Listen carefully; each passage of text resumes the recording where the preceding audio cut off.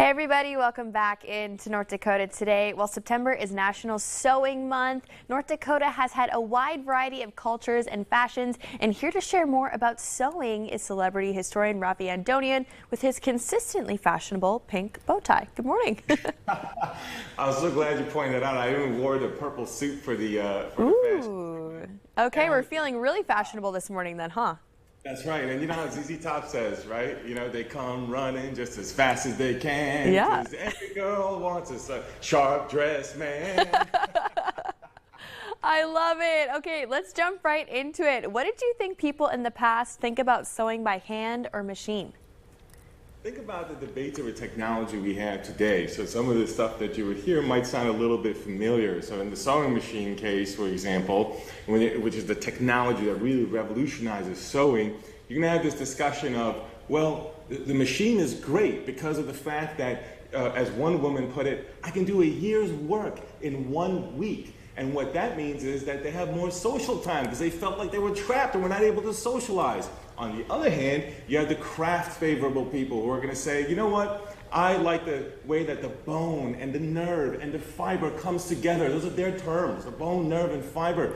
And I think about it and I was like, you know what, it kind of reminds me of some of the debates today. I love a fancy pen and I have some on me all the time, but I don't use them as often as I use a phone or a keyboard, right? So we talk about handwriting or disappearing over time, and there's my fancy pen that you can see, but I don't use this as much as I use this, as much as I use the phone. Of course, you can tell, you can see the wear and tear on there.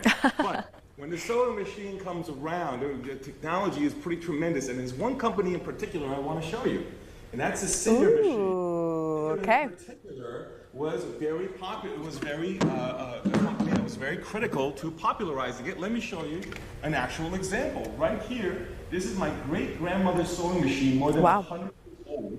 She was a Greek person who had lived in Egypt and made it all the way to the US and is in my possession today. And there is an example of exactly the period we're talking about. And the reason that Singer was so popular, or was able to be create its mass spread, if you will, was the economic price discrimination. What that means is they charge different prices for each person. So for each country and each place, kind of like maybe plane tickets. You know how you get different prices for different people? And very importantly, they did service contracts. Now think about when you go to the car dealer.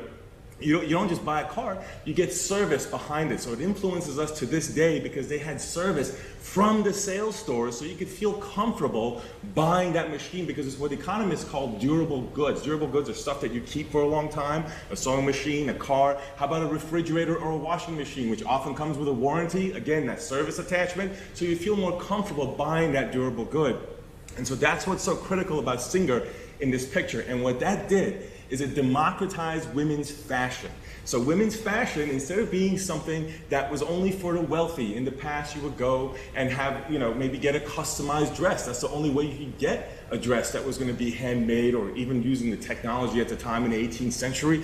But that's not something that you could do if you're middle class. Now, with more mass production in the Industrial Revolution of the late 19th and early 20th century, you're able to take the pieces, the little decorative pieces that are being mass produced, and put them together in your home at the sewing machine, and now you can have a dress as well that is going to be something more than the most basic wearing. So that democratizing women's fashion now makes it also more popular, more trendy, and it's something that is, the New York Times calls a boon to women, or one other person called it the queen of inventions, the sewing machine. So technology and the story of sewing very much go hand in hand, and the story of social norms, fashion, and women's sense of femininity are all in touch together. I love this, and I love that sewing machine. Does that still work? It does still work, yes. That's why I knew it. That's what you mentioned, durable goods, huh? You know what's funny about the sewing machine, though? As cool and beautiful that we think this is, because it's retro, right? In the 1920s, when post-industrial revolution in the roaring 20s, you have the continued technology developing now that you have ready-made dresses. So an entire dress being ready, just like we're used to today, wearing an entire dress all at once instead of putting the pieces together.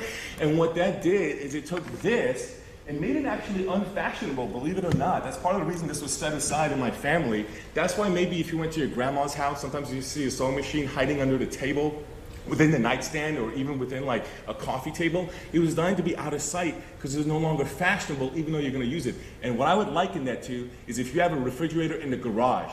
That refrigerator isn't as nice as the refrigerator that you have in your kitchen, right? Because it's not fashionable. So tastes do change over time, and that of course changes how we look at the sewing machine. Now we think it's cool because it's retro, but the technology and the view of it over time did change over time. Kind of like, for example, what if I had a BlackBerry on me instead of an iPhone? You're gonna look at me kind of funny, right? So I'm not gonna use the BlackBerry.